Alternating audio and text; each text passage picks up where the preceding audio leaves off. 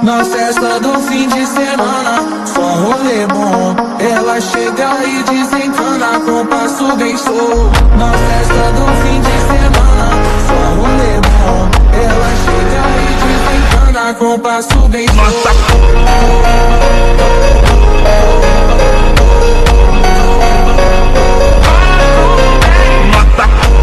Jadi ini tuh sepeda listrik dari Overo Star 3 Lit. Nah, kalian itu butuh nggak sih untuk beli sepeda listrik? Nah, kita bahas satu-satu ya. Jadi yang pertama adalah jarak.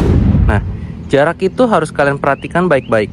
Kenapa? Karena kalian menggunakan sepeda listrik ini itu keperluannya untuk apa? Misalnya untuk istri belanja ke pasar.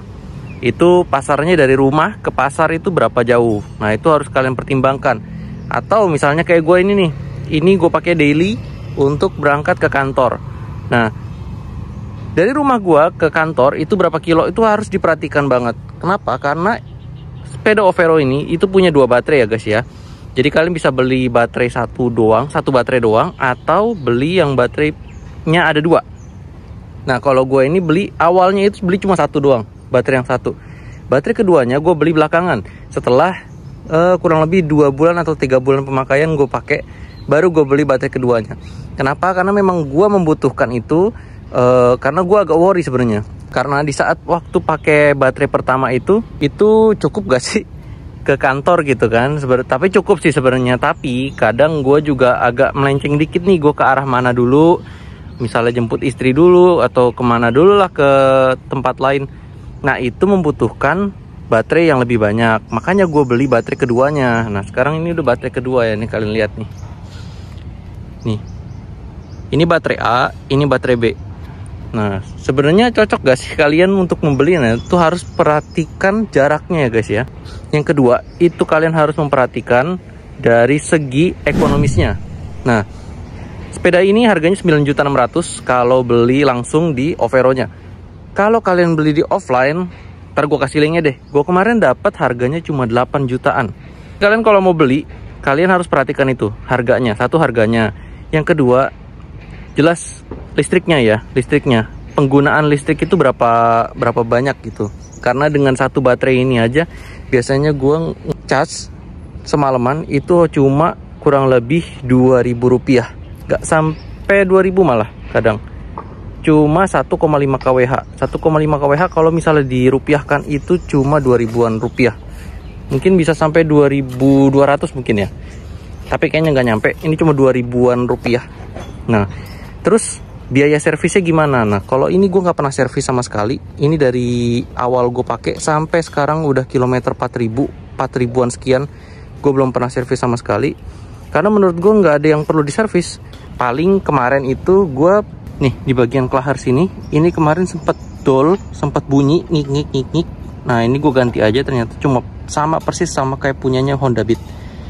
Jadi gampang banget nyarinya. Dan yang pertama itu gue nyoba buka di bengkel, itu udah banyak kotoran di dalamnya. Nah, yang kedua gue sempet kayak gitu lagi, tapi itu memang karena penggunaan gue sih, penggunaan pribadi gue kayaknya yang agak jorok ya.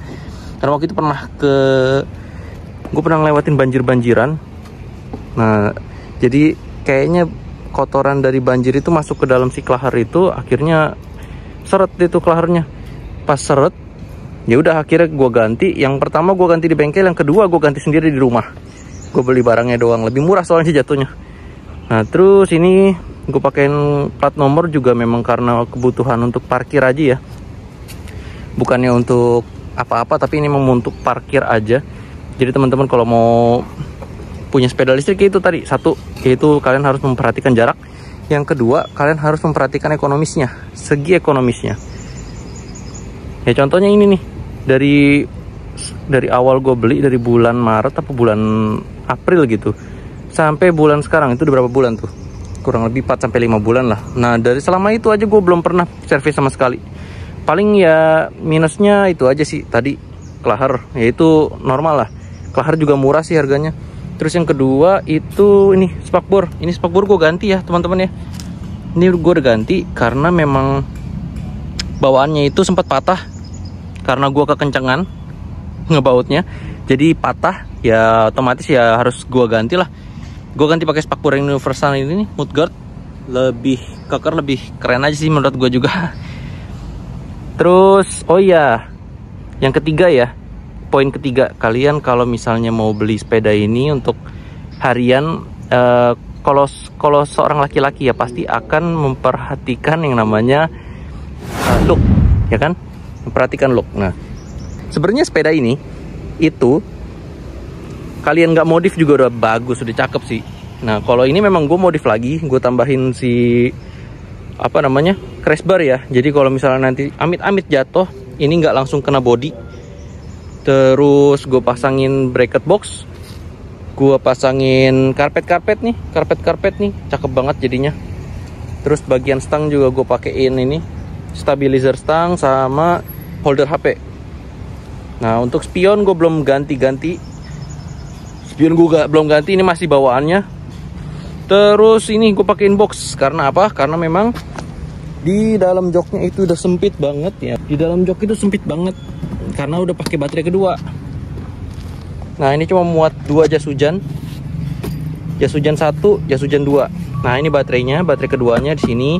Jadi memang space untuk si di dalam jok itu memang udah kecil ya, udah sempit. Makanya gue pasangin box. Nah, gue pasangin box kayak gini. Ini boxnya juga harganya murah sih, bukan yang mahal-mahal banget. Tapi yang penting fungsinya ya, gue lebih ke fungsinya sih. Nih lihat dalamnya, ini juga lumayan lega. Nah, ini jadi pengganti bagasi ya, gue pakai box. Jadi sebenarnya si sepeda ini tuh udah banyak banget modifannya. Kalau kalian cari-cari di tempat lain, di luar, di marketplace juga udah lumayan banyak ya.